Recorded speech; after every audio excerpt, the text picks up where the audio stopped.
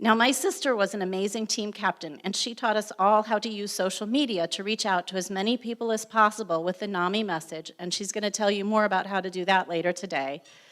I, myself, am an idiot when it comes to Facebook, I will confess, and I usually have to call someone younger and ask them how to post something. But I agreed that I would write a Facebook post about our story dealing with mental illness to help raise money and awareness for the NAMIWalks campaign. The problem was, my Facebook page, despite the fact that I almost never post on it, is connected with hundreds of colleagues in my profession. People who had heard me speak about marketing or copywriting, and most of whom had absolutely no idea that anyone in my family suffered from mental illness. So it gave me pause. But I decided to publicly post my story and ask for donations for NAMI, and I'll share that post with you later today.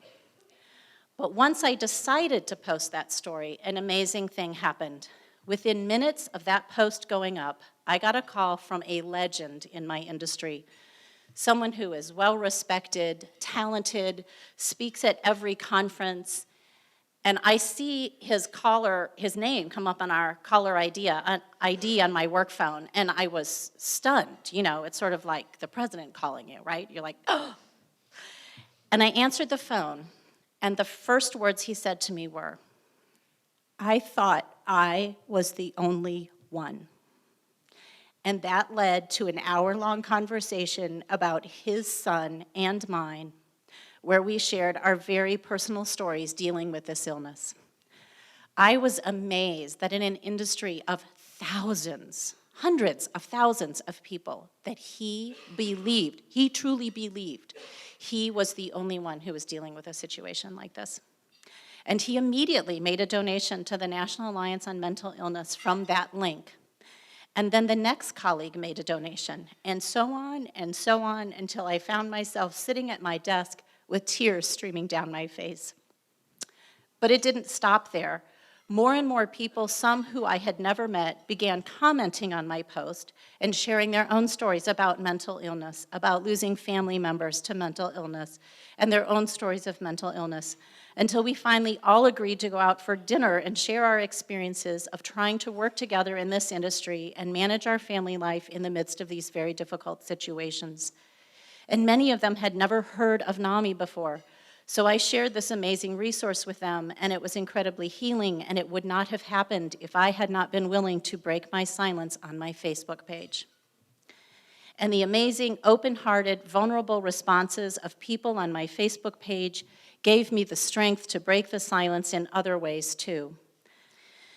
Another time I had to suddenly jump off a conference call, and instead of making up a little white lie like I usually would, I stopped and told the truth. I said to the folks on the call, "I'm very sorry, but my son is in the psychiatric hospital right now. And if I don't take this doctor's call, chances are he won't call me back." If anyone's dealt with inpatient facilities, they are right? Okay, right? When that phone rings, I mean, you know, you run naked down the stairs and across the street to get it if you have to, right? Because who knows? So on this same call where I say, "I'm sorry, I have to hang up, I have to take this call," is this very well-known, respected, conservative financial guru that I'm working with. And it gives me, again, a moment of pause of, I wonder what he's gonna think about that, right? He never said anything else. We go on, we're working on the project. Maybe 2-3 weeks later, about 11:30 at night, my phone rings. It's my cell phone. I see that it's this financial guru. I answer the phone, and he says, "Can I ask you a very personal question?" Now, when someone calls you at 11:30 at night on your cell phone and says, "Can I ask you a very personal question?" you kind of wait a minute. And so I gave him the old, "Sure," right? But it turns out that this brilliant financial guru had a next-door neighbor whose son had just suffered a major psychotic break.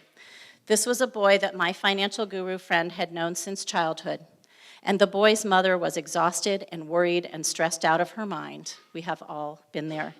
And so this colleague remembered what I had said about my son on that conference call, and he was calling me to see if there was anything I could do to help. And I immediately told him to tell his neighbor to get in touch with their local NAMI chapter. And he texted me later to say that she did, and it was very helpful. And that's what happens when you start to break the silence and speak out. People find help, they find hope, they find NAMI.